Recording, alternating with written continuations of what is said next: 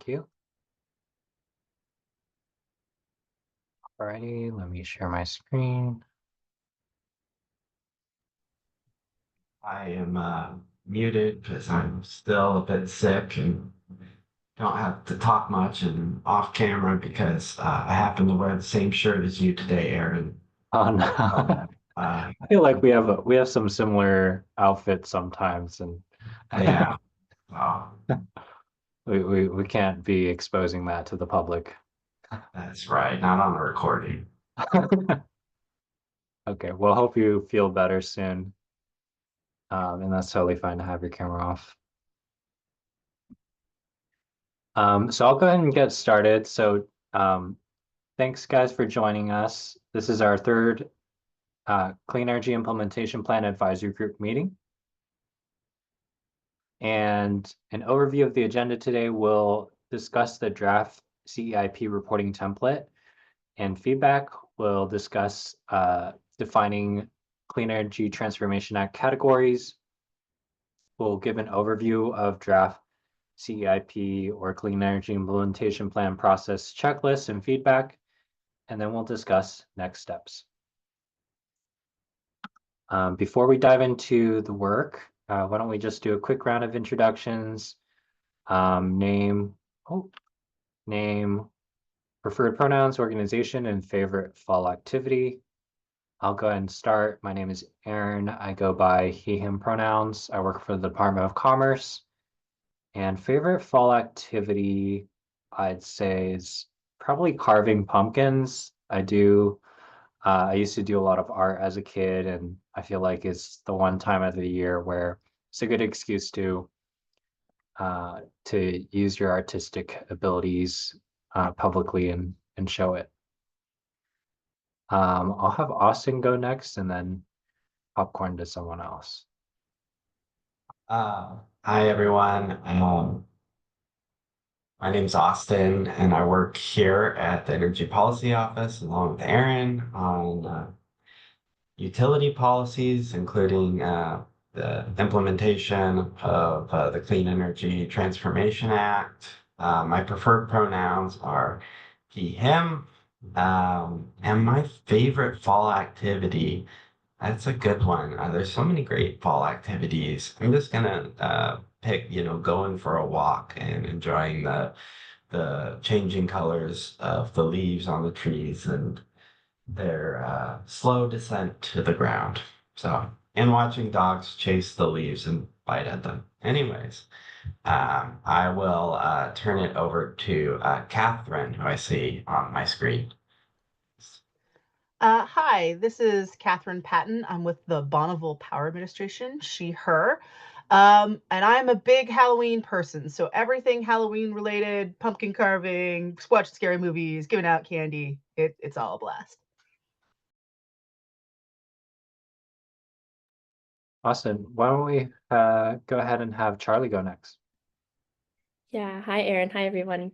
I figured I'd join you on camera so you weren't alone, and also because I'm not wearing the same clothes as you in Austin, so it works out. My name is Charlie Thompson. I use she, her pronouns. I am a policy associate with the Northwest Energy Coalition, or NWEC. And favorite fall activity, a couple of years ago, a group of friends and I started showing one of our friends who has seen a shockingly low amount of just like classic pop culture movies. So during like the rainy, cold Washington season or Western Washington season, we started getting together for like movie nights every couple weeks or so, and we have continued that because there's still a lot that she has not seen. So we're watching Terminator 1 in a couple weeks, and I'm so excited because I love that movie. Awesome. Yeah, maybe I'll popcorn to Tara.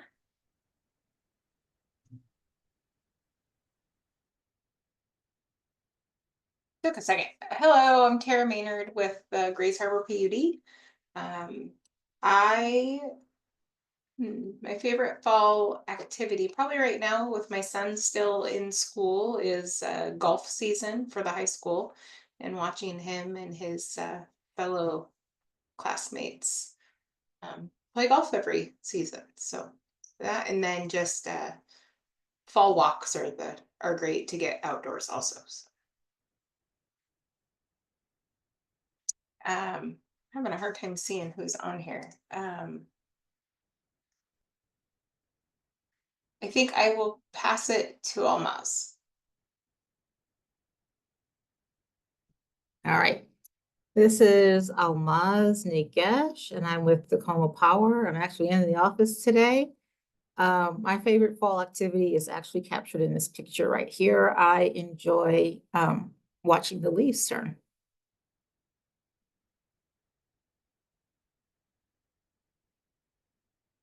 Gracia.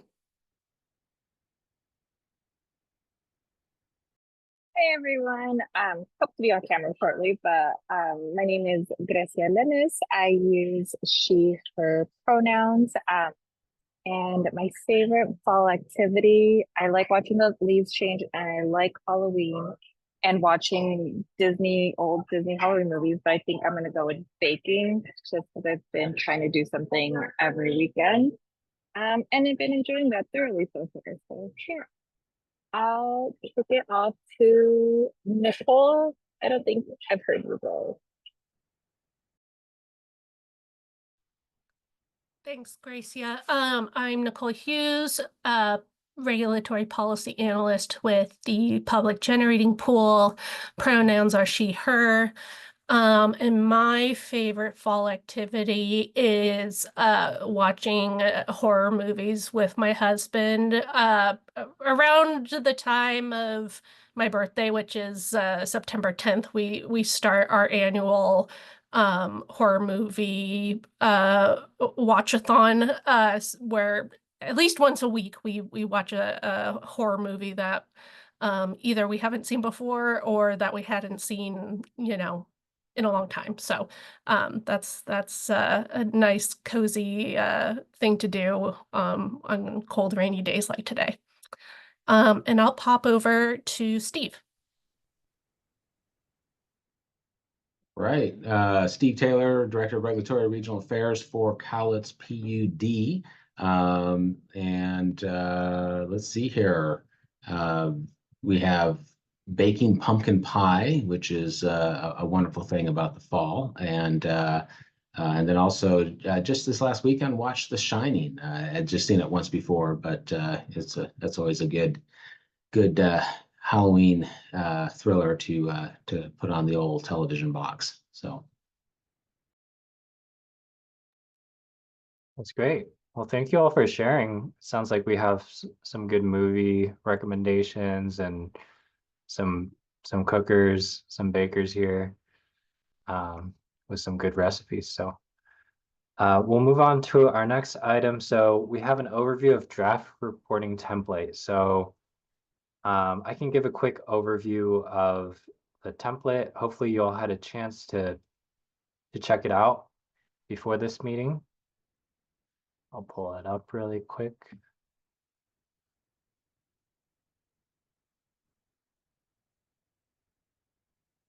So, somehow I drew the pen tool.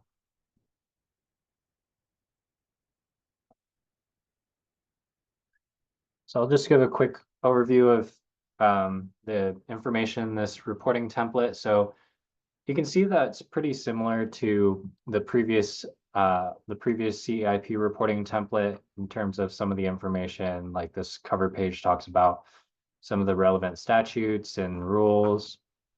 Then we have contact information. We have a tab about the targets, the specific targets, the interim targets. We have indicators and forecasts. So this is what would correspond with the menu of ideas, but we just took out the examples that were used in the menu of ideas. This tab as well corresponds with the menu of ideas. We just took out the examples. Here, this tab is identifying the highly impacted communities and vulnerable populations. And there are some changes that were made here compared to the previous template, and we'll discuss that in a little bit more detail. We have a tab about public participation. So this is just what the utility is doing to engage the public in their CEIP. So long-term plans is just talking about how the CEIP relates to the utilities resource plan and clean energy action plan. This one's a resource adequacy standard tab. This one talks about alternative compliance options.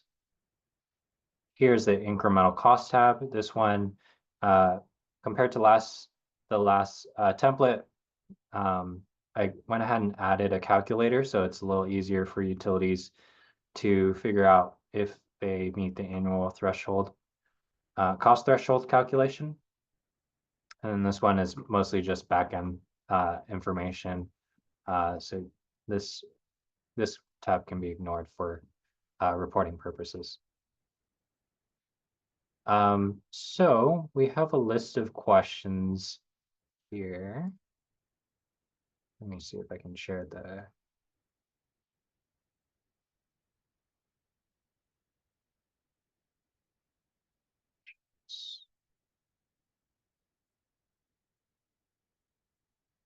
So overall, what did you like about this template? What was really helpful? We'll just go over these overall questions and then we'll dive into more of the specific highlighted tabs that I flagged. So do people have feedback on this?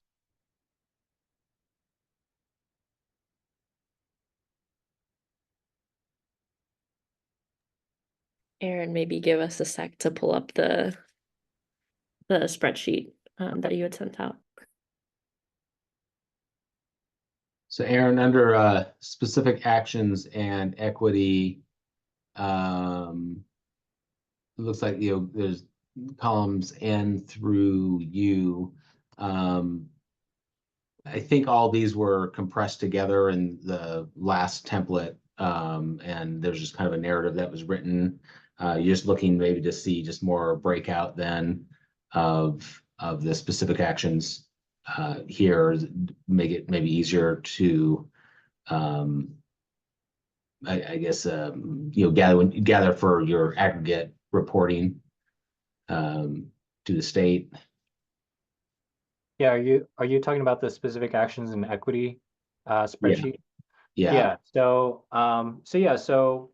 what this does is it breaks it out by specific action, and kind of similar to the menu of ideas, if you were to fill out the indicators and forecast tab, you'll see that there's a list of specific actions on the indicators and forecast tab. And what will end up happening is in the instructions on the specific actions and equity tab, it tells you to click refresh on the specific action column. And what it would do is it would then transfer over the specific actions that were written down in the previous tab and move them over and kind of repopulate them in that column. So that way utilities can provide some more specifics around the relevant program type or program name it's under, some of the metrics that they're considering for these actions.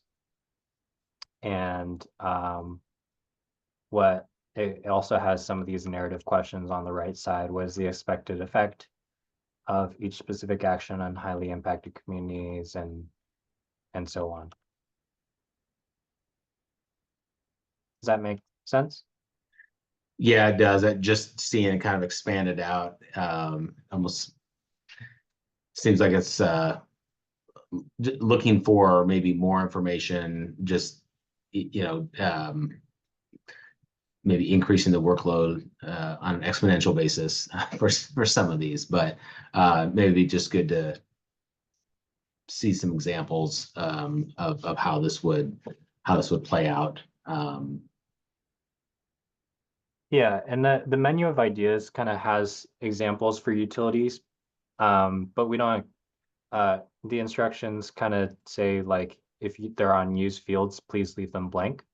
So hopefully utilities understand that that they don't need to fill out the entire table if they only have like maybe a few specific actions then they don't need to go all the way to 31, but it's just there so that utilities don't have to copy and like create and expand the table and do a lot of work to create their template. Yeah.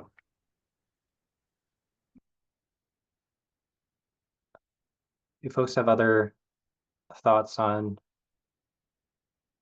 what you liked about this template, what you didn't like, or what you found was confusing for you?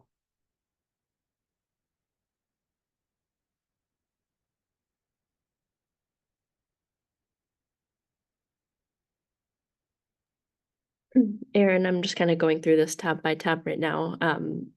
Sorry, I didn't have a chance to look at it ahead of this meeting. I like the targets tab a lot. I think it's pretty easy to understand like how to fill it out. Awesome. That's great to hear. I see Gracia's hand is up. Yeah, so overall, I'll say I appreciate this. I haven't gotten to like play around with it too much, but from what have gotten to like check out, it's like I wasn't part of the first iteration of like the 2022 CIP. But just having reviewed that and then looking at this, I'm like, oh, this is like obviously that's the first iteration. I think there was a lot of work being done at the time, and I appreciate everything that was done at the time, and I'm like, oh, cool, improvement. So it's pretty easy to like, at least personally, from just not having had your background on this at all, Aaron, like I found it pretty accessible.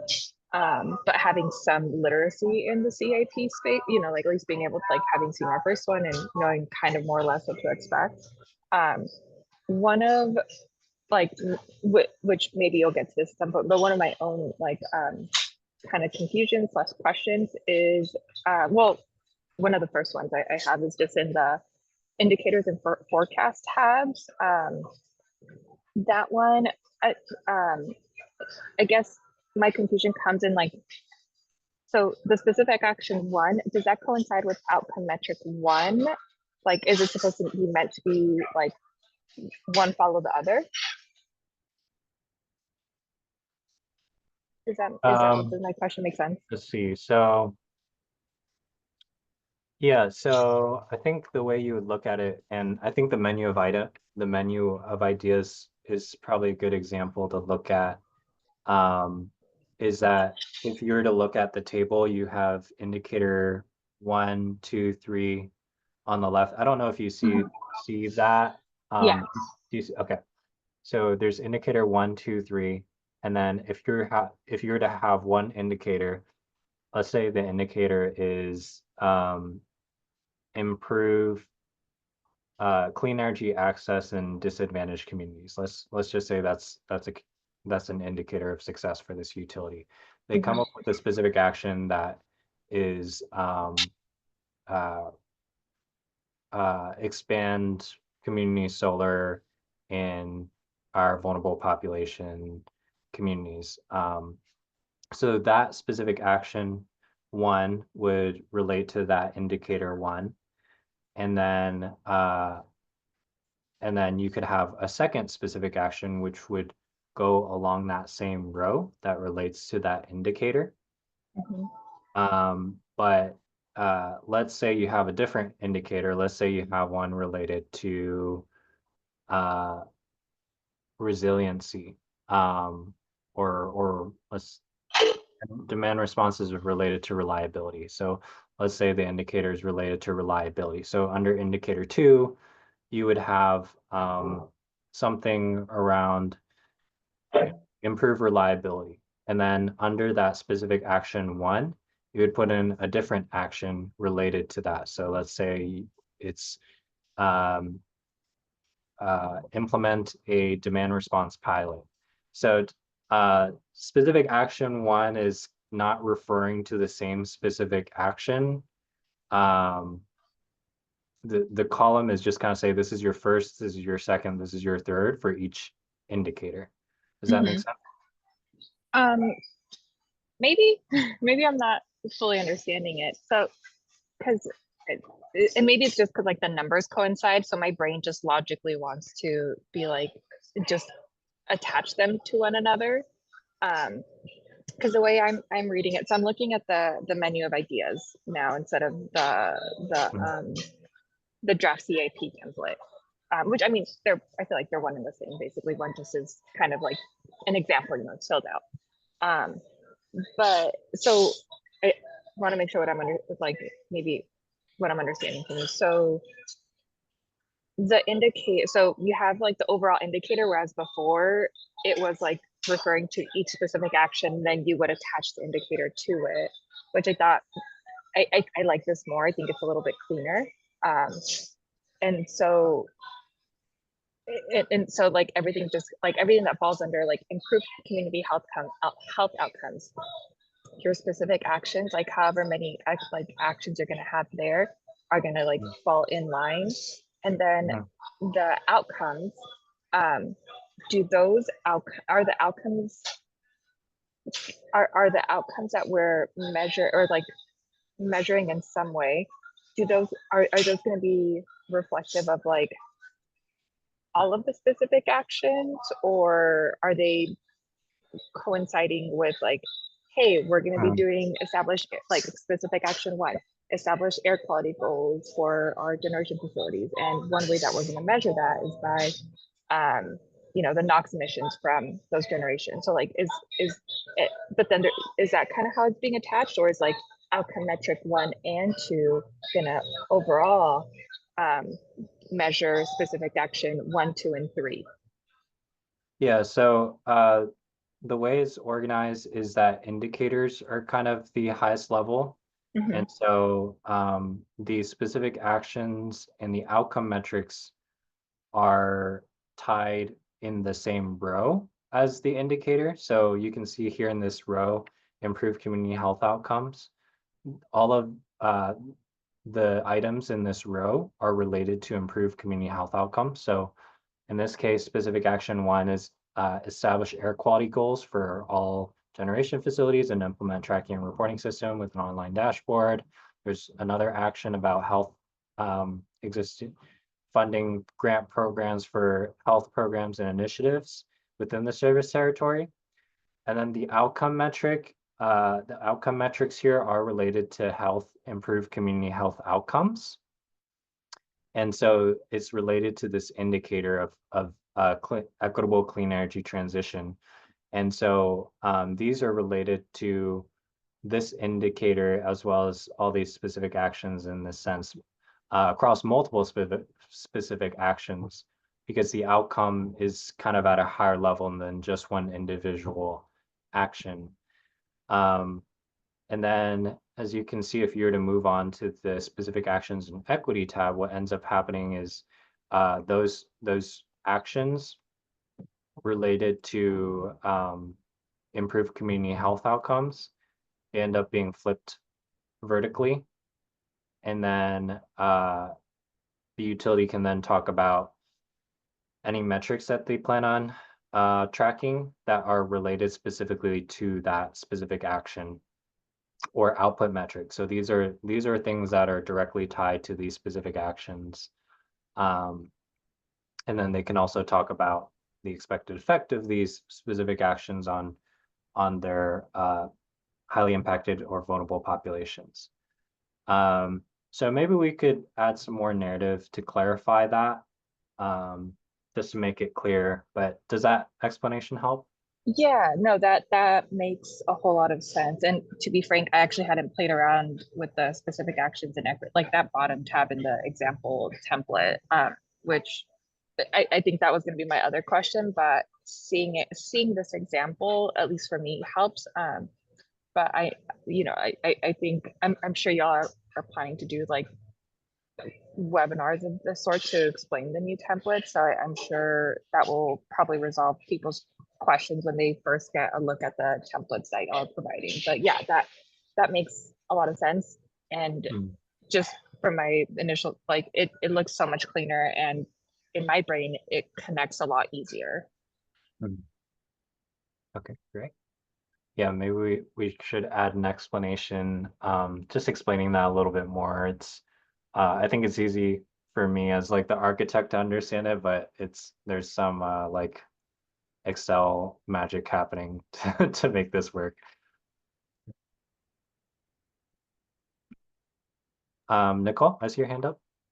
Yeah, I just had a suggestion, because I can see where, Gracia's question came from. And so, maybe in the labeling convention for the outcome metric columns, instead of having them be labeled 1, 2, 3, 4, and having that sort of implied connection between, each specific outcome is connected to that same labeled action, maybe just label them using alphanumerically, like outcome metric A or outcome metric, big I, big, 2 Roman numeral 2, just a different sort of convention for labeling the columns, so that in that first blush read through, there's not that initial confusion of,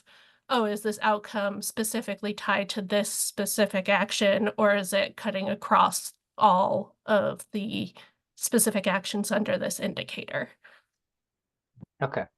Yeah, thanks for that suggestion. I'll have to take a look at if I can do that. Because there is some like back-end things that are using that number, I believe. So I'll have to double check and see if that's possible.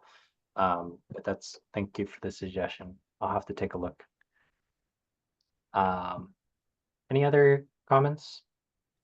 Yeah, so kind of Nicole, what you're saying there is, I'm thinking about like a strategic plan process where you have your goal and then you might have multiple actions underneath each one.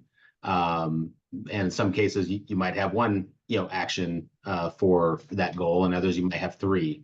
But because of kind of the vertical format that you typically see in those cases, it's easier to identify how many of these subtasks are related to the higher order goal or particular objective.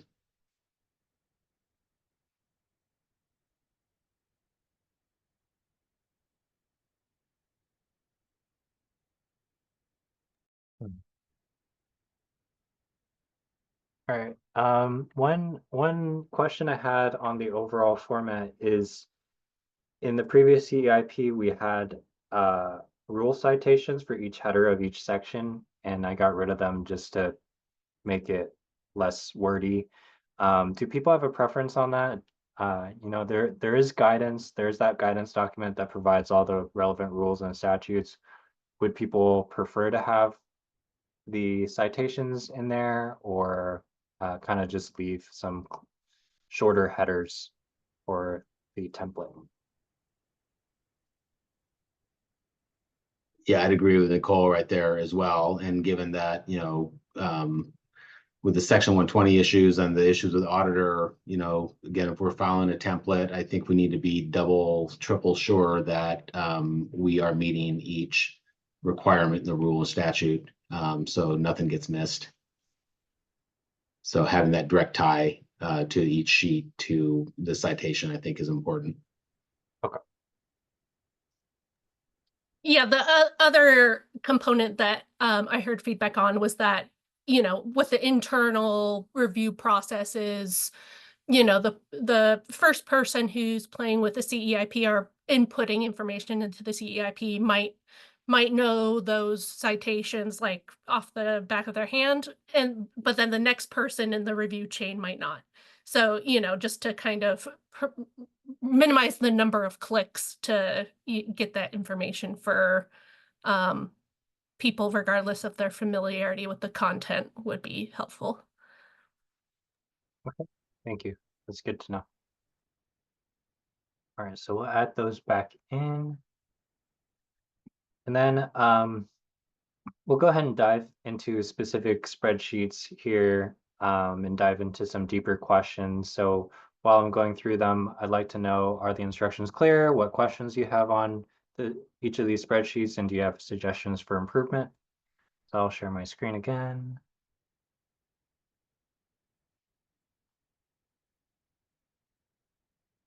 So on this targets tab, I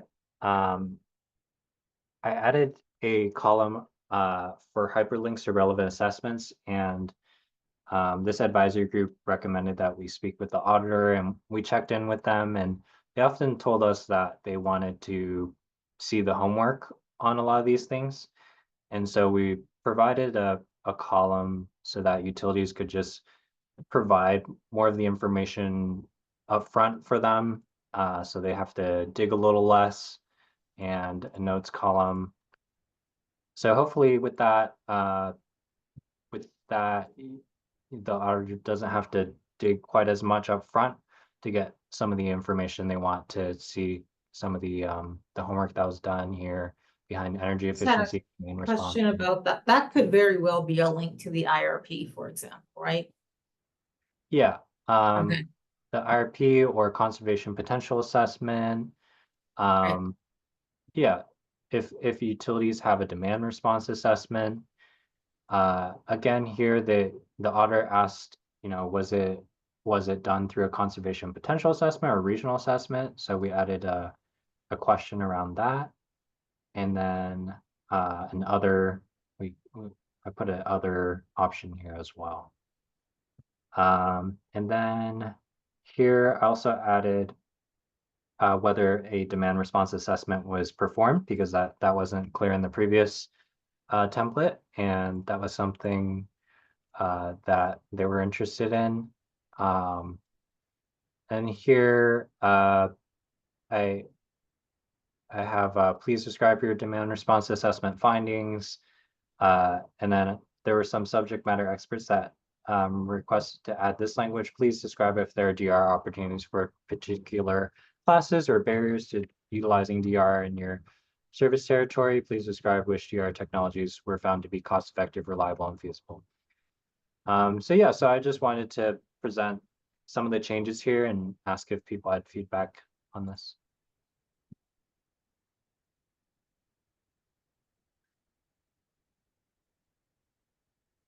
Nicole, is your hand up? Yeah, so kind of in the same vein as my previous note about multiple people having, review responsibilities, but maybe different level of baseline, familiarity with CETA requirements.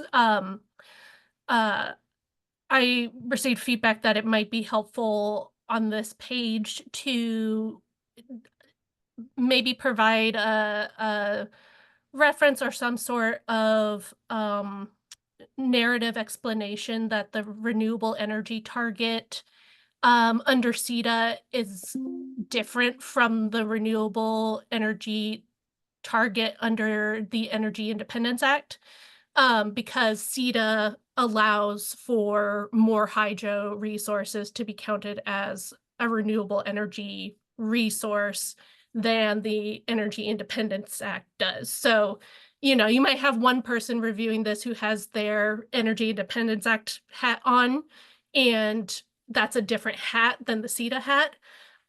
So that, is just a suggestion for clarifying, what renewable energy means in the context of CETA and the CEIP targets. Thanks, Nicole.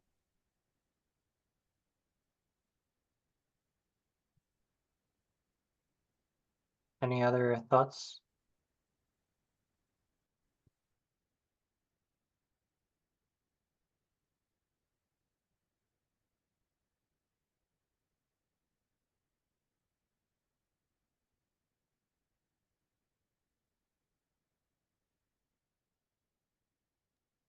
All right, we'll move on to the next tab then. For this one, this is indicators and forecast. I see. So I left a comment here. We'll actually table this. So I added a new item to the agenda to help us define these CETA categories, because what I was realizing is that the rules in the statute kind of have are kind of unclear about these CETA categories.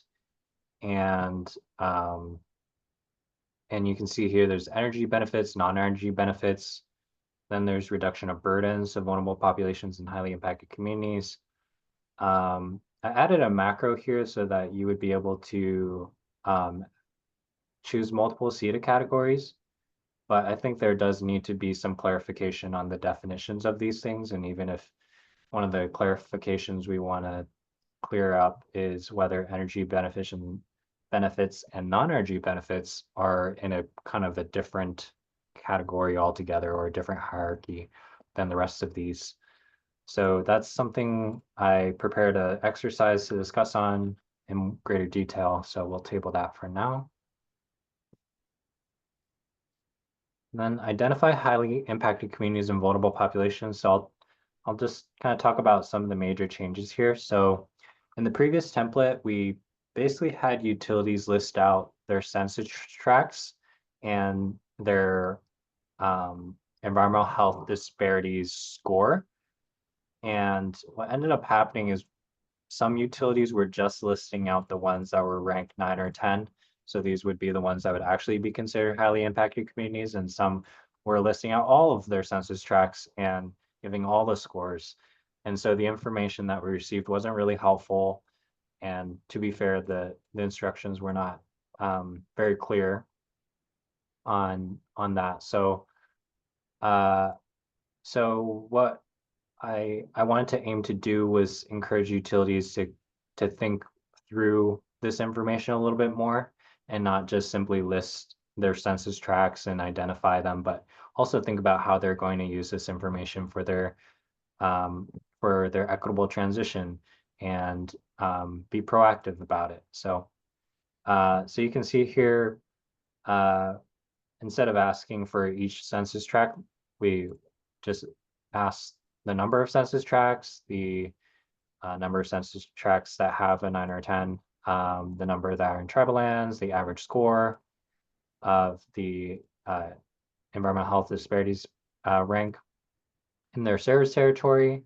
We also provide links to the resources here. So the Department of Health has an Excel file, but they also have a map with the census tracts. And then here they ask what EHD factors and associated metrics are highest for your highly impacted communities. So this is again encouraging utilities to think a little bit more about what are the factors that are highest in their communities. A question I had for the group is, should we spell this out more? Ask for the top 3 factors, their rankings and associated metric rankings, or kind of leave it more open? So I was curious if people had thoughts on that. I guess my thoughts are, this is a bit of a nebulous and subjective area. And and I'm thinking about how the largest utilities in the state are going to be able to respond to this, and how the smallest utilities in the state are going to have to respond to this. And so I just think we need to be very mindful as we kind of expand and spread out the amount of response, the volume of response that you want.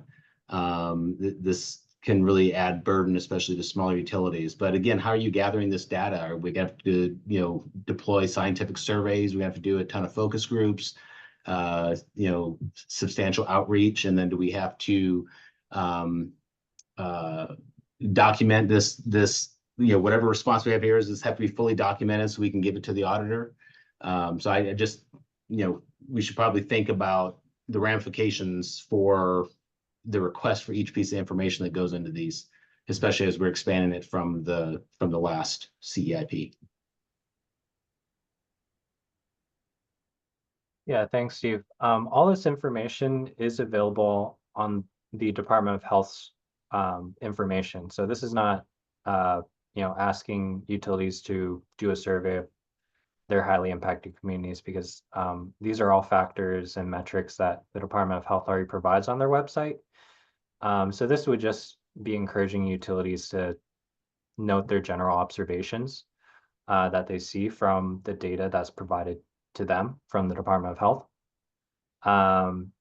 And the reason why I asked, should we spell this out more, is precisely because of your question. Is I think some folks were telling me how much of a response to expect, and I wasn't sure like how much guidance to give here, because this question is more just is more ensuring that utilities actually look at the results of the Department of Health's analysis and think about it than really, you know, have the then make more work for them. I'm just trying to encourage them to look at the results and think about it. And it's more so to help the utilities think about things than really help us, I guess is how I see it.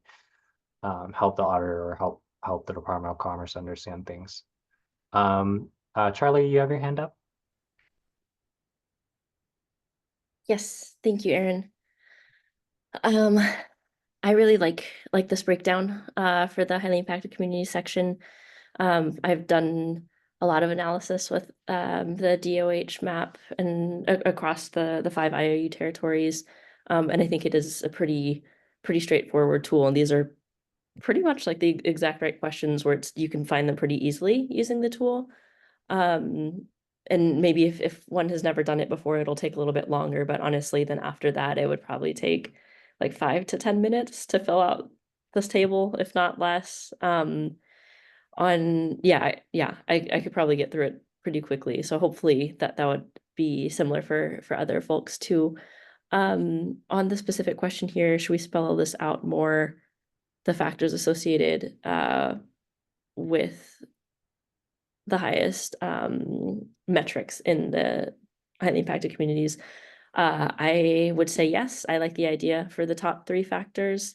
And if it kind of helps, like when I've done this analysis for IOU territories, and I've looked at like which areas or communities rank highly, are 9 or 10 on the DOH map, it's pretty easy also to then go look at, okay, what's popping up highly here, and then there's a ton of different factors, but it could be like percentage of BIPOC community, or people with low access to transit, or people with high concentration of PM 2.5, and listing those types of things I think is helpful, because it kind of speaks to this term recognition justice, which is part of energy equity and energy justice, where you can't really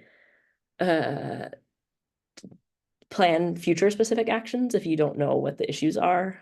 So yeah, I like that idea of, even if it is as simple as just saying, what are the top like 1 to 3 or something factors that you're seeing as you answer these 4 prior questions, because it will be apparent after you go through that exercise. Yeah, I think I was trying to like figure out the right amount, because I didn't want to restrict utilities if they found more Sure. like a bunch more insightful things when doing their analysis. They found like 5 or 7 different things that they really wanted to, that they thought were really insightful. But I can also see that smaller utilities might only have like 1 or 2 areas that that we really want to highlight. So maybe I'll just say 1 to 3.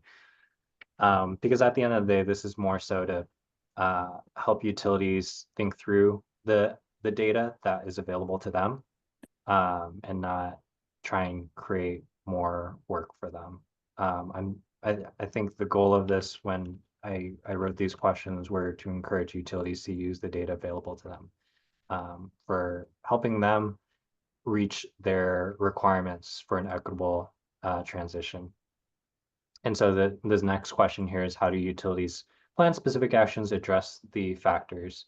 So this is, again, being able to demonstrate that they've been able to connect their specific actions and been able to think about how the data that they have, how they're addressing these inequities. And so we have that same question here down as well. For vulnerable populations, which is something the utility will have to put in work to figure out which what the vulnerable populations are, because that's something that utilities are required to do under their own public engagement process. So the question I have for vulnerable populations here is, please describe the public engagement process that was used to identify vulnerable populations. And the second question is, please describe the methodology used to identify vulnerable populations. And I think my question here is it clear the difference between these two questions? I think I just wanted feedback on these two. Yeah, I don't think that's clear. And I mean, what's the distinction in terms of the public engagement process and the methodology? Yeah, I think when I wrote these questions, I think I was thinking more like PSC, for instance, had like an advisory group, and then their methodology, they had like this whole methodology where they created an index and weighted certain characteristics differently. And so I think that was what I had in mind. But I could definitely see how this could be confusing. Well, I mean, just again, by point of reference, so we hired a consultant to do our CEIP. He had a sub-consultant to do the public outreach. We advertised through radio and web and Facebook and social media, to complete a survey. Ultimately, direct public engagement. We held a couple of public meetings that included focus groups, invited specific folks to participate from various community organizations. So to say all this, so I think we did a substantial amount of outreach. The response that we received, a handful of folks responded to the survey, and we had maybe 10 or less folks that participated in the focus groups. And so this is using a consultant to help us with this. That's all we got. So in terms of the methodology, it was just very limited. So, from I'd say maybe a more activist service area in the Puget Sound area, you might get a lot more participation, but for the vast majority of the utilities that are covered by this, there's just not going to be much. Terry, I see your hand up. Yeah, thank you, Aaron. I'm wondering, I agree that it's kind of confusing or not clear what the difference between the methodology and describing your public engagement, because for us, that's a similar thing. Are you looking more for the assessment metrics than you are methodologies? I'm trying to figure out what you're really, yeah, I would agree that there needs to be some distinction there, because I feel like. For those of us who, oh, sorry, Tara. No, go ahead, because I'm not sure where I want to go with that. For those of us who don't have it open and are lazy, can you zoom in just a little bit, Aaron, on this one?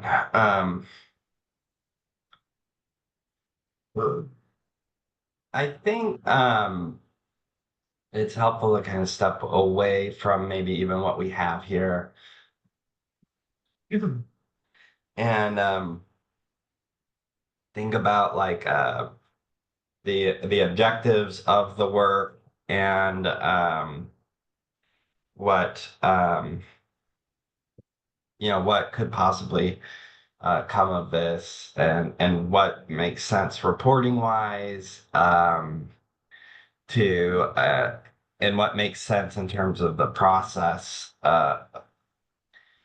So I think what we're trying to get at here and what the intent of the statute is for utilities before they get to finalizing their CEIP to have identified the vulnerable populations with their communities. And because we do see a fair amount of these reports where most of this work wasn't done the way Cowlitz did it, but was done like, hey, we ended up at the end of the process and we are finalizing the CEIP at the public workshop, public meeting hearing. All right, anyone got anything to say about it? All right, stamp it and move on. Which I don't think is the goal here. And so to me, what we're trying to do is maybe we're trying to break the formulation you see here is a breakdown of kind of the first of row 21. Please describe the public engagement process. To me, that in and of itself is pretty vague.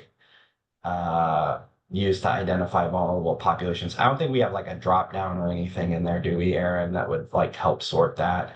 No. And methodology then would need to also kind of be defined, like what are potential capabilities there, or what do we mean by that? How do we break that down? I don't have an obvious answer at this moment. Maybe something that could help with this question is in parentheses after the question to give some examples. Like so for Tacoma, we have our equity index, which is very similar to the EHD, but it's a mapping tool, and we identified our vulnerable populations based on the ones that ranked a certain level on our equity index. But like that, so that I see as a methodology, like going through that mapping tool and the process that was used to develop that tool, we can identify a methodology.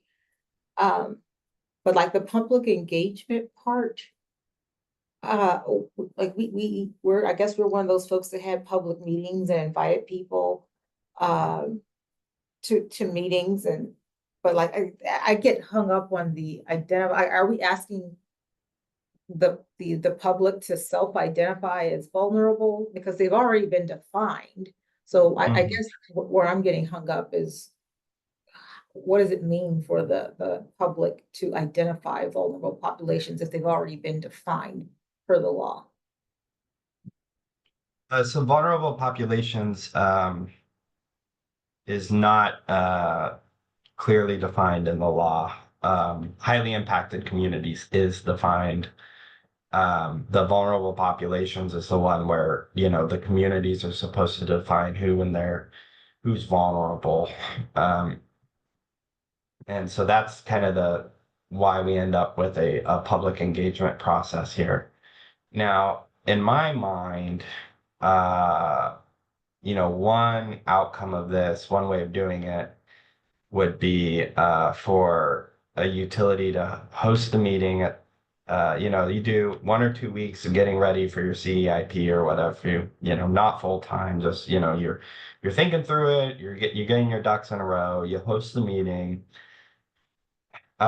Maybe you have invited community organizations, leaders in your community. Maybe it's not households, maybe it's those community organization leaders. Perhaps you compensate them for their time for coming. Maybe you don't. That's, the decision of the utility. And then you host a workshop where you discuss potential vulnerable populations and kind of which ones you want to identify and for the purposes of the CEIP. And I don't think the list of vulnerable populations is infinite. I do think there is a good list that could be started with, and then people could iterate on it, just as we have done with the that menu of different options or what have you. There's probably a common list of vulnerable populations, and then maybe there's some specific ones like, hey, on the east side of Vancouver, Washington, there's specific population there that has some specific need. Like that, you know, drilling down into your community and getting into that granularity. Now, other populations like senior populations aren't going to be, you know, necessarily geographically concentrated. And so you come away with that. And so the reporting here is trying to get at, you know, do you do a process like that or like something else? I'm not saying that's the best model. I don't know what the best model is. You know, did you do a survey instead? That's what we're trying to get at. And so maybe we need to kind of flip this around and rework it some. But I So think something just like- that's the intent. So something just like that. So in methodology, if you say, for example, surveys or focus groups or et cetera, like if you, that would help clarify and like distinguish that from the first question. Yeah, so the suggestion would be, you know, and maybe these are flipped, where they're reporting and they select from a drop down, maybe it's multiple options of what Or they maybe did, the first and one then is they can just describe it. or maybe the first one is just a yes, no, like did the public participate in identifying those vulnerable populations, and then you discuss the methodology. Could Yeah. could this section, why, I guess you guys have already thought about this. Why isn't those two questions part of the public participation tab? I think the idea, and Aaron, I'm not going to hog the mic, but I think the idea of putting it in the this section is to highlight that the utility doesn't determine the vulnerable populations. The utility working with its community determines the vulnerable population. So we're trying to make sure that people don't just fill this part out without having done the part of the process that they need to do to be compliant with the rule and the law. Gotcha. So that's why we grouped it. And My recollection. I think just like the way, like logically my head would write this is like just overall thinking about the community engagement, because I don't, like, we wouldn't do community engagement just explicitly for defining vulnerable populations. It would be part of the larger picture, and it would be a part of that conversation somehow.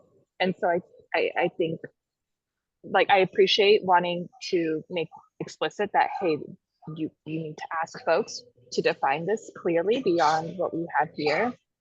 But I think because it would more than likely be part of a larger conversation, like just the CEIP process as a whole, like it would probably be a question, like whether it's a survey, it'd be a question in there. If it's like community meetings, it'd be a conversation or focus, like whatever it would be.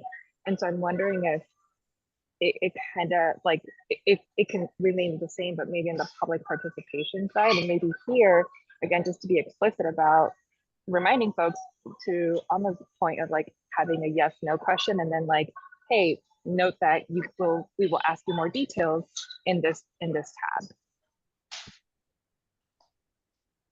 I don't know if that makes sense to others. I feel like you know, we're not set on the questions that are here.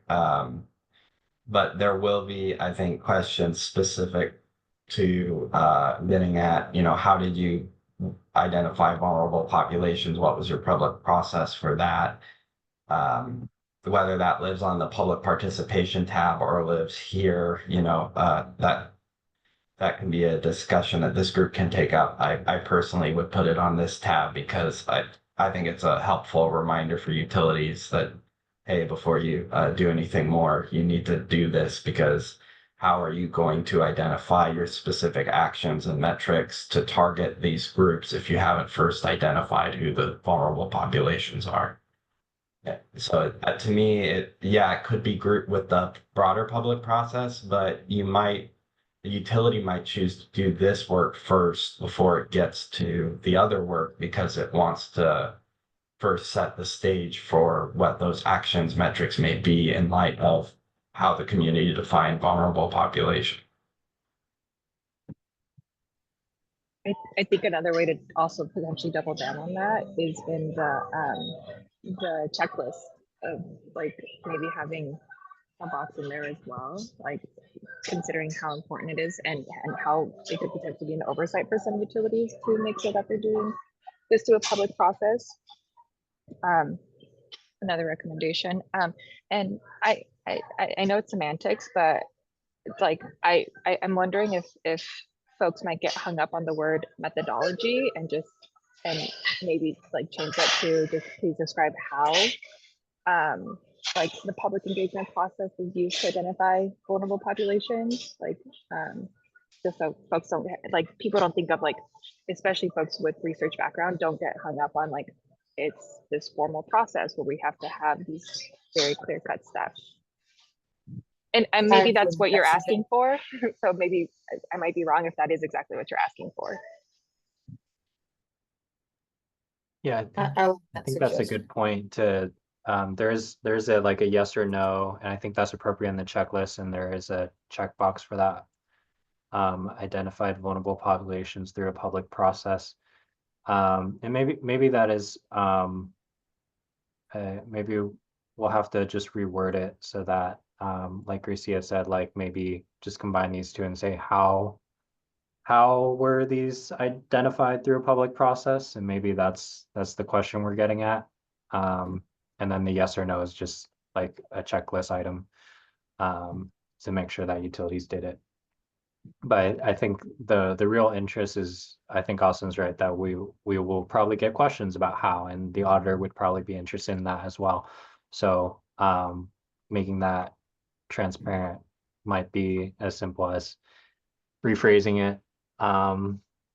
Yeah, we'll have to think about that.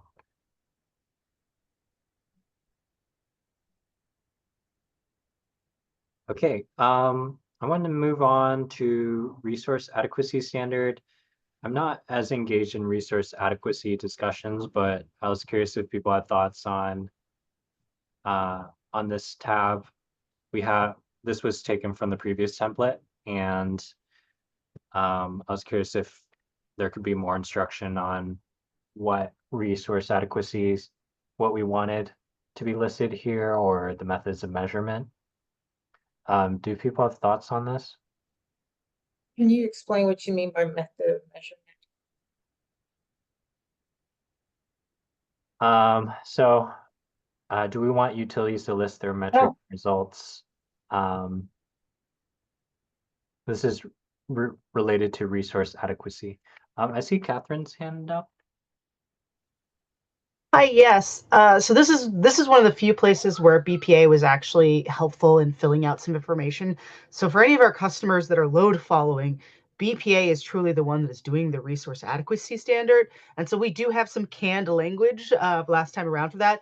And even for customers that are purchasing products from us that aren't the load following, they are getting the resource adequacy for what they're purchasing from us. And so that's really by working through the RAP program, which establishes resource adequacy currently in the Pacific Northwest. I am personally not an expert on this, but this is one place where you may need to add something in of, are you a full requirements BPA customer? Because that pretty much means BPA is doing your resource adequacy for you. Yeah, and I think the auditor said that BPA was pretty consistent here, like any BPA customers had consistent responses, but I'm not sure about like non-BPA load following customers, if it was clear what we wanted from them here. So I don't know if it's appropriate to just apply like BPA's like standard of reporting here, or if other utilities have different resource adequacy kind of metrics and standards. I presume still am not clear most on. people will be going with RAP, but I'm sorry, I didn't mean to cut you. Go ahead. No, go ahead. You can finish. Like I said, I think most people are participants in RAP right now, even though they may not, like it's not an officially binding program right now. So I imagine you would see similar things from any other of the large utilities who aren't 100% BPA. But yeah, I think it's a question of how much you need to get into the specifics of how RAP works, if that's the primary means which folks are ensuring resource adequacy.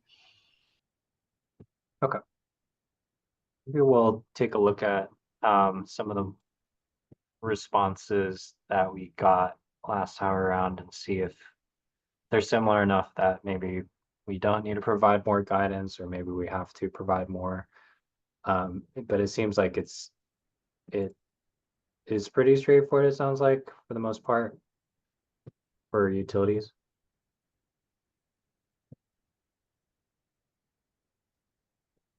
I'd have So to you- confirm with our folks that we engage with the auditor on the CEIP process here, but you know, we refer to our IRP, which IRP and the IRP standard also followed you know, BPA. And but then as we move forward with RAP, that's going to now be in place for this particular or the future standard here. Well, bottom line is we didn't get any guff from the auditor for our kind of standardized response that was placed in there. And so I don't know if we need to do anything further here, but we'll probably see some different responses moving forward because of RAP. Okay.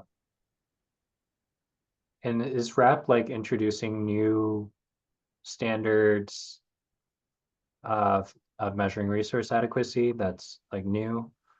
I'm not kind of involved in that process, but I was curious because I've heard some conversations about new ways of measuring resource adequacy. They have a set program that's going to be binding in the future, but from what I understand, those may be updated over time as we in real time learn if the adequacy standards are sufficient. So they may be adapting over time. Okay, that's good to know. So it might be better to not be super specific and prescriptive about this if there's some changes made. Okay. So I'm still not clear on what you're hoping to get out of these two boxes. So there's the resource adequacy standard. You can say whatever that is, but what are you hoping to get in this method of measurement box? Yeah, I'm really just trying to look at this WAC language here. And I'm not super involved in resource adequacy discussions, and so I think that's why I was asking the advisory group if Okay. they were aware of the types of data that they would report and whether or not this would be adequate information or not. So Yeah, so that row doesn't really make a lot of sense to me. But row 8 does. Like I would know what to put in my adequacy standard. Now if you want us to put what the actual value is of that particular metric, that's one thing. But like method of measurement doesn't convey that meaning. So like the Northwest Power Conservation Council has for many years used one metric where they look at, you know, so many days in the future, you know, what's the likelihood that folks will have to take some sort of emergency action to maintain grid reliability. And they've now moved to like a multi-metric approach. And so for utilities that are off doing their own thing with their own method of measurement, like, okay, are you, what is your standard? And then how do you measure your performance that you will be resource adequate? And so That's done during the IRP process, right? So like I would say the method of measurement is the IRP. I'm really struggling to understand what you're hoping to see. Is this new or was this in the first CEIP as well? This is in every CIP. It's part of the rules. There's a requirement that the utilities demonstrate that they are, you know, going to be that they have a standard in place and how they measure it, is part of the standard. So you might put in your standard and you might feel that in writing out your standard, you have you've answered the question of the measurement. But if you have a standard, you should have a way of measuring whether you are going to be meeting that standard or not. Now, that might be through your IRP. But in your IRP, if you're not a load following customer, there could be significant differences in the ways in which you went about establishing a standard and then how you were then measuring it over the course of your IRP. So you just need to provide a qualitative response that shows how you are measuring your resource adequacy over that time. Now, it could be through could be that you're just relying on RAP to provide you metrics on that going forward. Anything else? But it sounds like it would be helpful for, the guidance document to at least describe a little bit more what the method of measurement is and what would be an adequate response. I don't disagree there, but it So I went definitely on the seems to me that you need to lay out, your measurement criteria. So I follow the link and it basically describes what we do in our IRP as an example. So that's exactly what it is. It's basically saying what we do, how we calculate it in the IRP. It's a very strange thing to put in here, but it's in the law, so I guess it has to go in. Yeah, well, we want to make sure that the clean energy transition maintains, the adequacy of the grid. So I think it's an important piece. Yeah, it's just that language is not very clear. So I agree that needs to be for all of these. Honestly, my suggestion is put in parentheses an example of what might answer that question, because I would not have thought that that's what it meant when it said method of measurement. First of all, I wouldn't even use the word measurement for resource adequacy. Because it's more of a calculation instead of a measurement. And so that alone, that's why it should have some clarification in a parentheses. Okay. But it's not new, so obviously we figured it out last time. Yeah. Nicole, you have your hand up?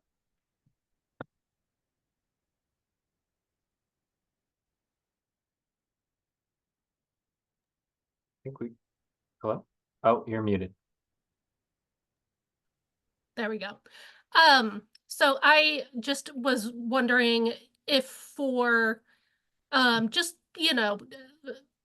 data collation purposes, if it would be helpful or not helpful for there to be like alongside the checkbox of are you a BPA load following or full requirements customers, maybe a checkbox that asks whether or not the utility is a participant in the RAP. I'm pretty sure the answer is every utility that is not a BPA full requirements customer is, has committed to being part of the RAP. But, if over time, for whatever reason that changes, that might be a useful just kind of data point to have, a yes, no answer just for illustrative purposes. Okay, great. So I'm hearing if the utility is not a BPA customer, we could ask if they're in the RAP. Could add that. Okay. We're running a little behind on time, so we might not have time to go through the checklist, but we could take email written feedback in response to that. I really do want to go through the mural board exercise that I prepared. This is to discuss the CETA categories, as I mentioned previously. So let me just switch over to that.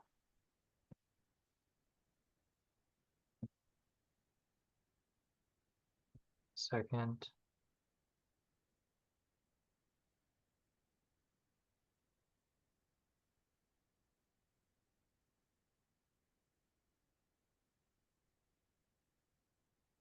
Okay, I went ahead and pasted a link to the mural board. So I'll give folks a second to join the mural board because we'll have an exercise for folks to engage in a moment.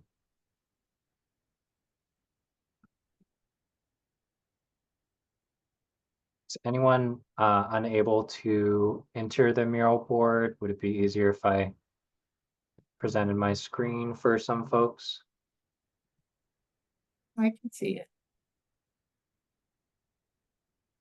Just making sure everyone has access to it and isn't having issues.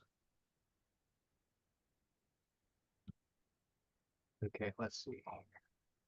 This is Steve. I went in as visiting, but do you see my cursor on the screen right now? Because I see Aaron's and Nicole's and others.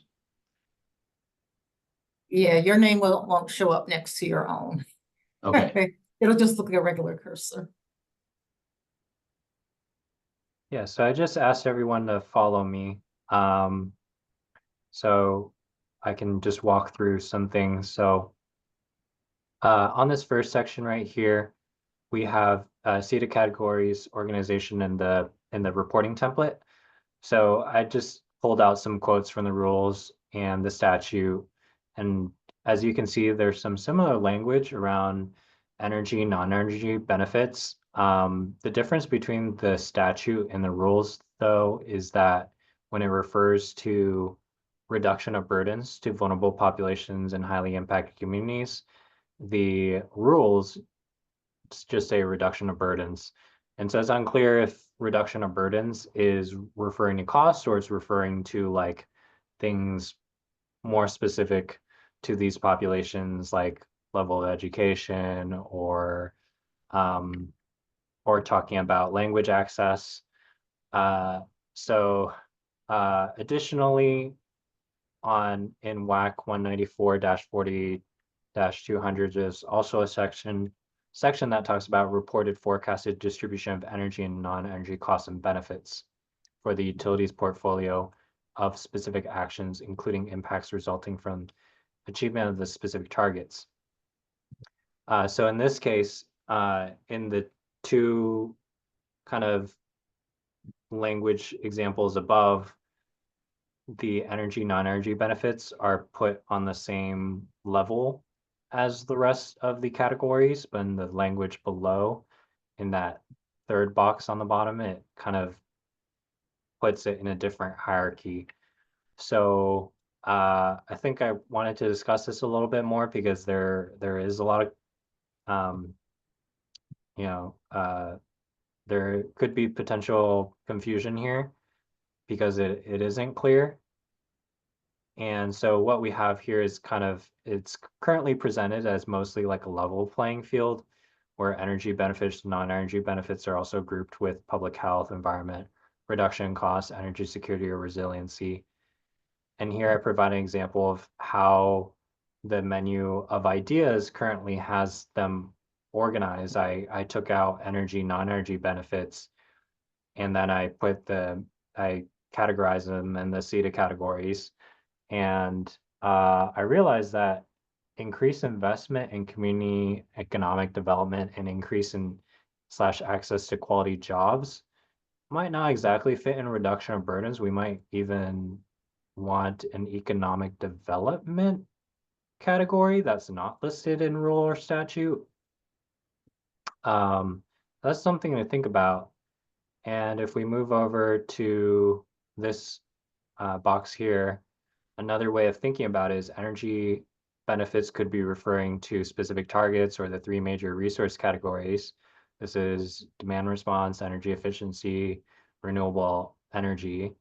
So like this would be referring to those types of things, and then non-energy benefits would be talking about reduction of burdens, public health, environment, energy security, or resiliency.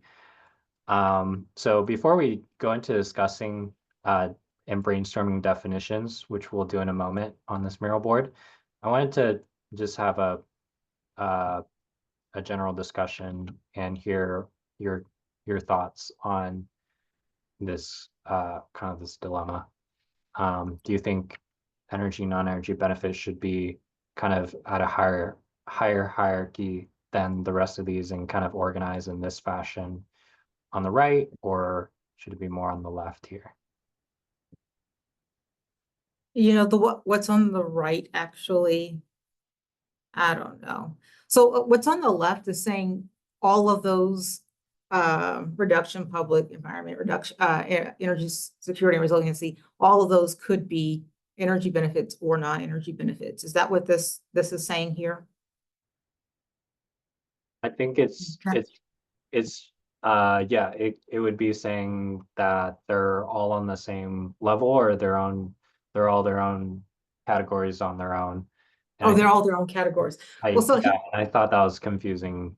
So as that, well. yeah. Okay, so all of the benefits are going to be energy or non-energy. There's nothing in between energy or non-energy. So that's why the one on the right makes sense to me. But I just know that you can make an argument for example, energy security or resilience as being an energy benefit. Like, so when it comes to actually putting them into buckets, you'll be able to make arguments one way or the other. But it's very clear that benefits are going to either be energy benefits or non-energy benefits. I don't know that it's worth taking a lot of time to decide whether a benefit is energy or not. But this categorization makes a lot of sense to me. Okay, great. Yeah, that's a good point. Energy security or resiliency could be related to demand response or things like that. And I could see that as being either energy benefit or non-energy benefit. That's a good point. Do people have other thoughts on this? Nicole? Yeah, I think similarly, you know, item that can go kind of in the middle there is reduction in cost. Since if your energy costs decrease, that is an energy benefit. So I think that is also one that can kind of go in that middle line. Okay, thanks. Yeah. This is where I say it can start to get, people will go back and forth, and I'm not sure. Just looking at, is there does it matter where they fall in like in terms of the actual worksheet? Does it matter if they don't all necessarily fall cleanly in energy or non-energy?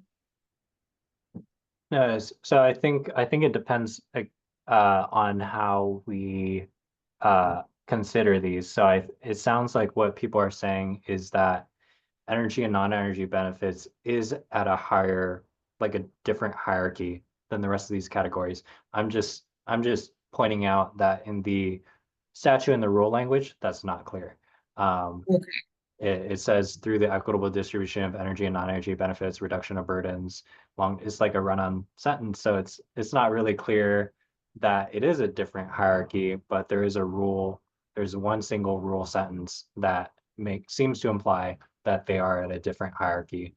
And if that's the case, then maybe it doesn't really matter that like public health or maybe reduction in cost would be both in energy and non-energy benefits, as long as we make it clear that energy and non-energy benefits are at a different hierarchy. So that for instance, one thing I noticed is that PSC in their CEIP said this indicator is a energy and non-energy benefit, and then for other things they said is public health, and then like reduction of burdens or reduction of costs, but it wasn't like consistent. So they had some that said entirely it was an energy benefit and non-energy benefit, but which you could argue is like all of these things.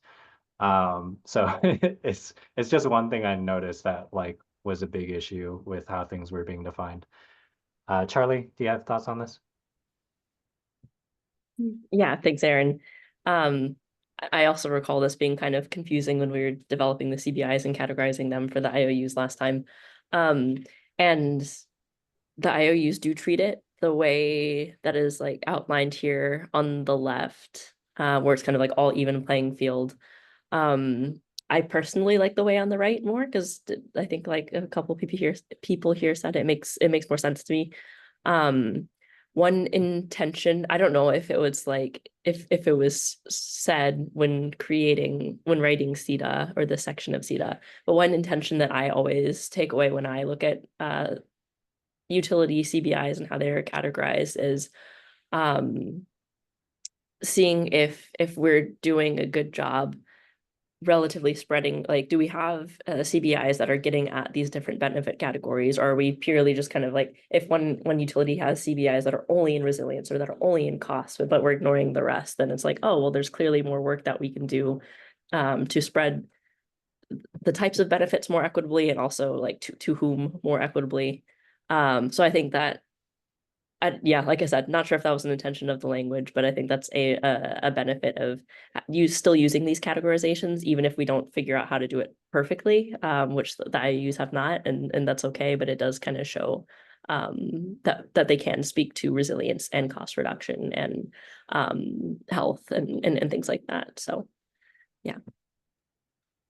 Yeah, and if we kind of considered energy and non-energy benefits, I'm not sure if like we would want if we would want to create a whole separate, you know, category to have people group it by energy and non-energy benefit. I think as people mentioned, these CETA categories could fit under multiple kind of broad higher level categories. But it might be helpful to kind of know like the distribution of these at least if we do have this hierarchy. So thanks for going through this kind of abstract discussion with me on that. So next up, I wanted your guys' help on defining these because these aren't defined in statute. And I was starting to get confused about what reduction of burdens meant and whether or not reduction of burdens to highly impacted communities and vulnerable populations was actually different than using it in a sense where it's not referring to those populations. So in this section here, I'll just give us 5 minutes and I'll see if we need more time. But go ahead and fill out these sticky notes in this section here and kind of just write what you think of in terms of what you think of when you think of the definition of these various things. Like what's the difference between energy security and resiliency? Should they be separate? Should they be combined? Well, we can talk about that. So I'll go ahead and set a timer for 5 minutes.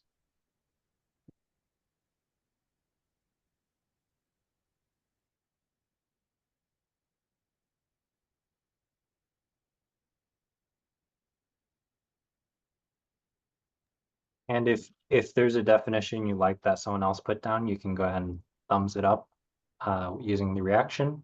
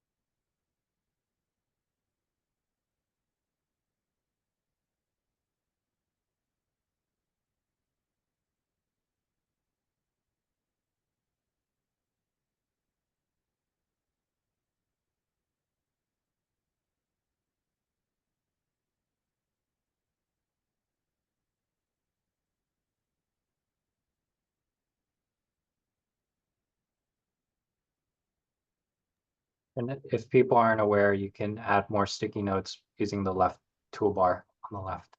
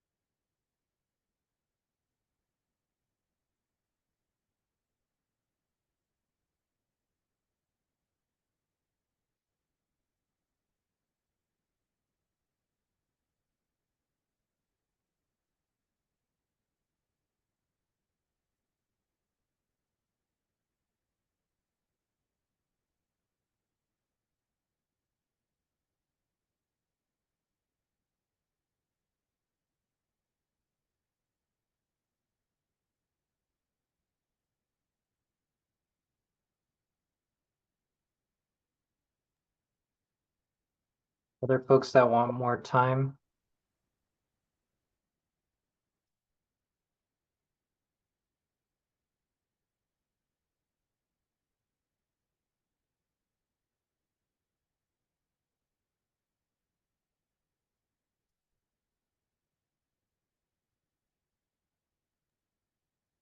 Okay, let's go ahead and go through these. I'm just gonna read out some things and try and provoke some discussion around areas that might be a little blurry. So energy benefits, looks like someone put access to energy programs, including solar, energy efficiency, demand response, EV, and other energy programs. Non-energy benefits, the wider socioeconomic outcomes that, sorry, someone's cursor is preventing me from reading. Okay, the wider socioeconomic outcomes that arise from energy efficiency efforts, consumer education. Okay, so that's interesting. So there might be wider, okay, so this might be talking more about socioeconomic outcomes, more broadly, education. There's reduction of burdens, language access, accessible public participation, low access to programs. And there's some similar themes in underneath where it says reduction of burdens to highly impacted communities and vulnerable and named communities. Reduce barrier of entry into utility programs and services, reduction in environmental burdens / pollution, reduction in energy burden. So I think this is where things between reduction in burdens and costs could potentially be confusing, or in terms of reduction in environmental burdens could be confused with environment. So I think first let's focus on the question. This question is, do people think that there's a difference between saying reduction of burdens more broadly versus reduction of burdens to highly impacted communities and named communities? Sorry, I meant populations. So is there a need to name these communities specifically when we talk about reduction of burdens?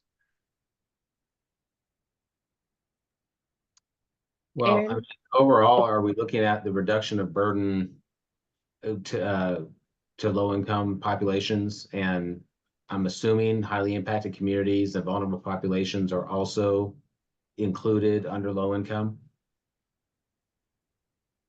I think it might be the other way around. So I think low income, or I think highly impacted communities and vulnerable populations typically include low income, but it might not be necessarily the other way around. Does that make sense? I guess I'm just thinking, I mean, if you're not a highly impacted community or vulnerable population, then don't, if you're not low income, then I like, how are you being impacted in a different category, in a different way than someone who's not in that named community? I mean, you know, basically, if you're not low income, where is the impact? Yeah, and I think that's why I put the example language access, is because when I think of reduction of burdens without reference to these populations, I don't think I thought of language access. But then when I look at the statute language that says reduction of burdens to these populations, I started thinking more about the environmental health disparities map and which factors they include, which is like education and language barriers. So I think that's why I brought up that question, is because when it was tied to those populations, I started thinking of reduction of burdens differently. I don't know if anyone else kind of had that same experience. Shaylee, I think I saw your hand up, and then Charlie, we can have you speak after. Yeah, I thought I would just jump in on this specific issue. Like Steve, you're right that the kind of the income element between highly impacted and vulnerable populations it's sort of in both. What we've seen trend wise, and that does resonate with me in like the low income advocacy space, is income is a major vulnerability. If you are a low income household, you are probably a vulnerable household. Some definitions of vulnerable populations do stack vulnerabilities. So maybe someone who has a lower income and has a language barrier and has a medical condition or disability, they would be considered highly vulnerable, right? So it sort of stacks itself, but income is sort of one of the vulnerabilities, is kind of the way that we've been talking about it in some of those other utility spaces. And then highly impacted communities tend to be also low income communities, but it's not one-to-one, because the highly impacted communities is more about the environmental factors, but there's a strong correlation there. Yeah, and all this questions is based on the context of where the utility can do something to address these issues.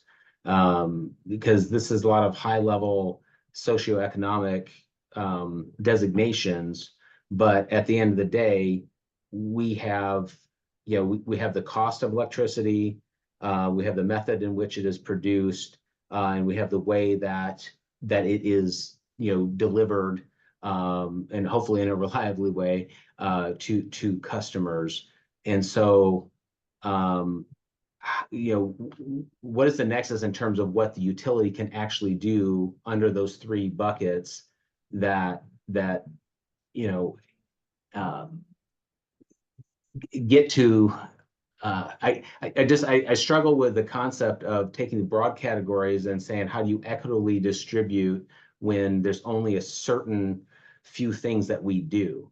But when you put a lot of it under the low income category piece, it's like, all right, you have defined demographic or group based on income that you can help reduce that energy burden, or in order to reduce the energy burden, thus reduce the impact on their income and expenses, you're targeting their households for energy efficiency improvements, so on and so forth. But I don't know. I just I'm trying to zero in on where utilities have the direct nexus to what the statute is getting at here. And it's just, trying to define the energy, non-energy benefits, even over the last 4 years since CETA came about, it's been very difficult. Yeah. Thanks, Steve. Charlie, you had your hand up? Yeah, thanks. And welcome to the meeting, Shaylee. I didn't see that you joined. Glad to have you. I was double booked at the beginning part. Sorry, y'all. One quick comment on that conversation, and then the observation I wanted to make on this mural. Yeah, I think CETA charges us with rethinking what it means to provide utility service. And in that rethinking, there's a lot more intersectionality of issues than we, I think, have traditionally thought of in the utility space. So I think that Steve's questions are very valid and kind of get at that point. And it's kind of like now we're implementing the policy and we're kind of seeing that come to fruition and seeing that these decisions in nexus intersectionality, like we've said, come into play. So I guess doing our best now and continuing to iterate on that in the future. Aaron, to your question regarding the reduction of burdens and then the reduction of burdens to named communities categories, my initial thought actually was I don't think we necessarily need to separate them. I think many communities can face the same burdens, which we've listed some of them here. It's just that named communities face a disproportionate share of the burdens or feel them disproportionately. Yeah, that's all I had.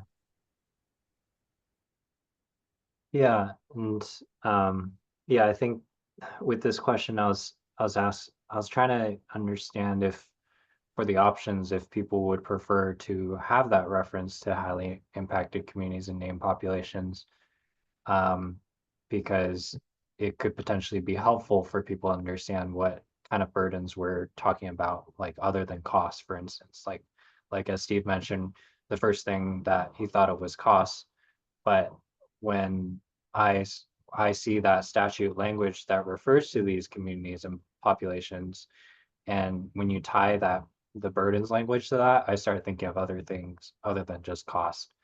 And so I think that was the question I was trying to get to, is it helpful to refer to these populations, or should we just have it as a category of reduction of burdens and it will be clear what that means?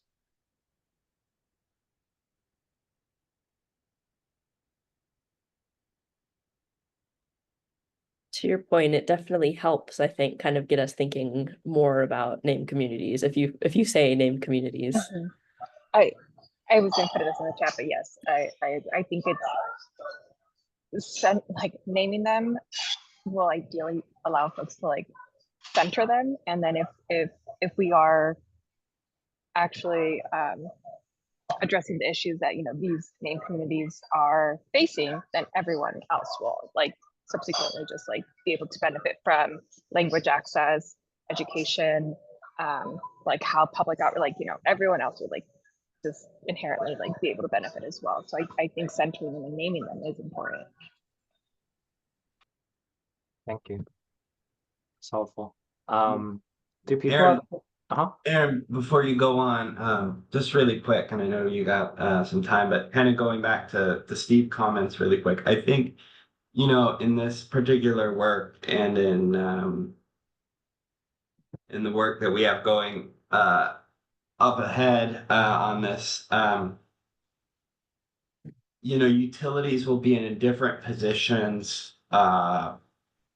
in time and their geographic location in terms of their relationship with BPA, and the different resource contracts they have at different points, where some options and some things might on their face and in reality are not real options for them to, you know, make impacts for these groups. You know, Cowlitz is a lot different than Seattle City Light, is a lot different than Nispellum, Rural Electric Co-op. So I encourage us to kind of look at that whole palette and recognize that everyone, after they talk with their communities, after they look at their situations, kind of then from that broad palette narrows down what is something that they can actually do, you know, and plan for over the next 4 years. And in helping create that palette, we also, you know, help the people who come after us in the next 4 years think about what might they do going forward as well. And the rules really accommodate that. The rules only say you have to do like one factor, one action, that sort of thing is in there. But encourage folks to look at that kind of broad palette, and I think as everyone's shared here, you know,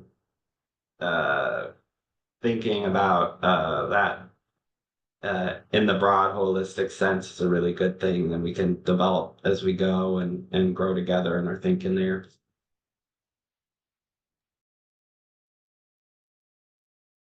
Thanks, Austin. One thing I wanted to ask is, do people see a difference between reduction in costs and reduction of burdens? Because there, as one sticky note says, reduction in energy burden is what they think of. You know, is that the same as reduction in costs, or is that different? So I wanted to ask folks about that. I think burden is broader than cost. I look at energy burden specifically, and the way it's defined is directly related to cost, though.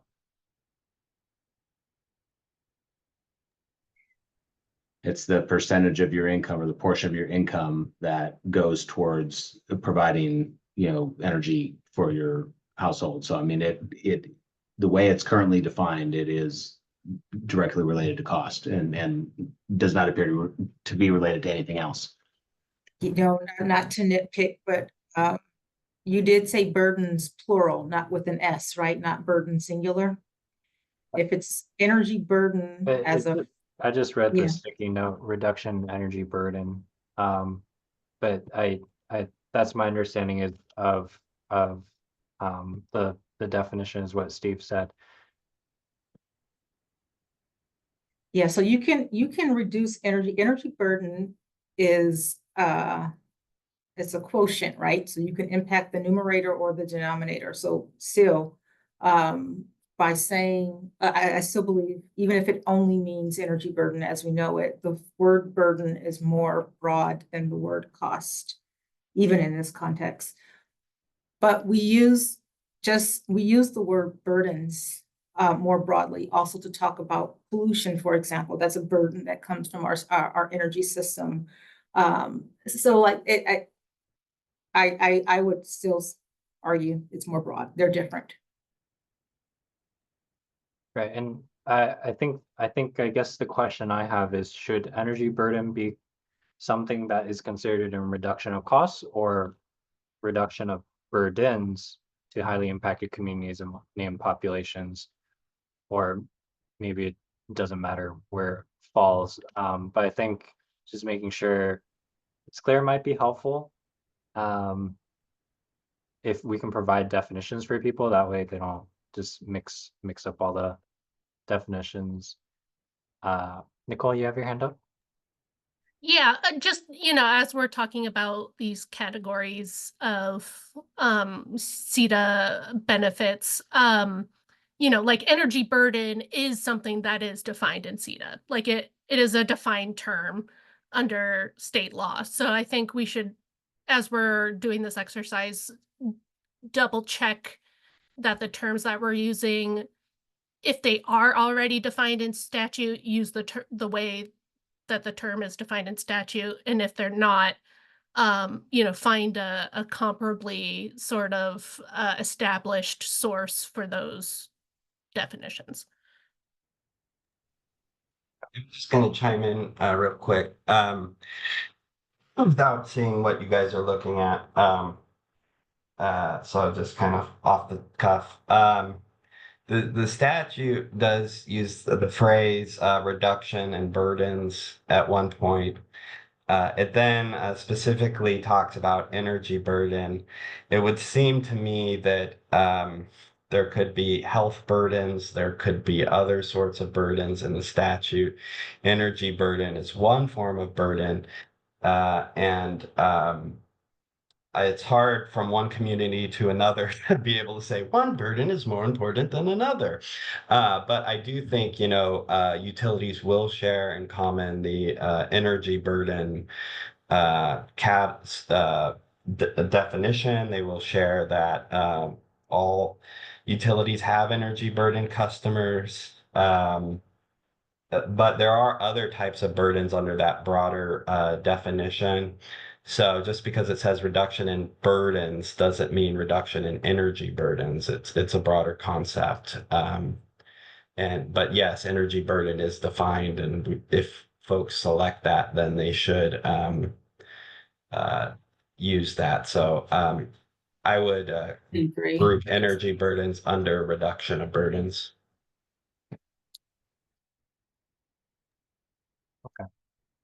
I do have some other questions, like, do people think economic development should be added as an option? Whether energy security or resiliency should be separated or grouped together? But I do recognize we have 2 minutes left, and I want to respect your time. So I could follow up via email with some of these follow-up questions. So if people have thoughts on those, please let me know. But I think I'll start to wrap up just because we've run out of time. But I appreciate the deep discussion here. I think it's a really good conversation, and it's unfortunate that we're running out of time here.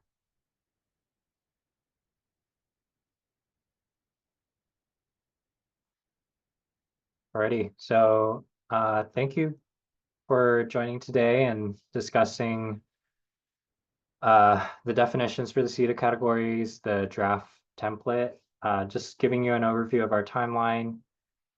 Next month, we'll review and provide feedback. We'll have you all provide feedback on the reporting template, and if you have further thoughts on the definitions, to provide feedback on that. And then in December, we're hoping to have a public workshop to review and provide feedback on the draft reporting template and guidance. And the workshop will be followed by a month-long comment period. And then in January, we'll hopefully start kickstarting the performance compliance reporting that is includes investor-owned utilities as well in the rules. So thanks again for joining today, and hope you guys have a good rest of your evening. All right, bye. Thanks, Aaron. Thank you. Thanks, Aaron. Thanks, everyone. Thank you.